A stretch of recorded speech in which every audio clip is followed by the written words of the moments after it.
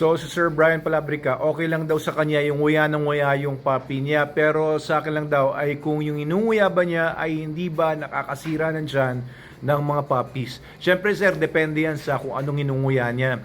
Kasi may mga nakita na rin mga puppies talagang kung ano-ano ang inunguya nila, pati mga goma, ng mga tsinelas, mga kahoy-kahoy, yan, delikado po yan. Meron kaming aso dati dito sa bahay, si Ragnar. Nandun siya ngayon sa Manalo Canine. Malaking aso yon. Ang breed niya ay cross siya ng Belgian Malinois at Caucasian Ovcharka. Hanggang nawala na siya dito, pinadala ko na siya doon sa Manalo Canine kasi nagbubugbugan sila ng aso kong si Logan. Ayan si Logan, yan, si loob pa siya ngayon, pero mamaya papakuwalan ko. Yan ang lolo niya, nagbubugbugan na sila.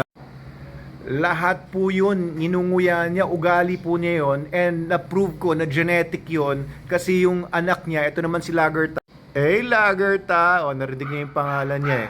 So yan, anak niya yan sa isang husky, ganon din ang ugali, lahat ninunguya. Ang problema nga doon, kung ang inunguya niya kagaya ng mga plywood, may mga plywood dito dating inunguya niya. Siyempre matatalim yung mga kahoy ng plywood.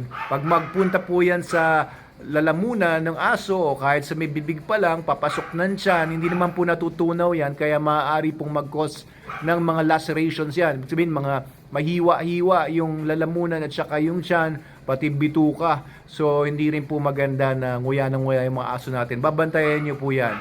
Okay, so kagaya nung sinabi ko sa video kung saan kayo nag-comment, may mga paraan naman po para ma-correct yan.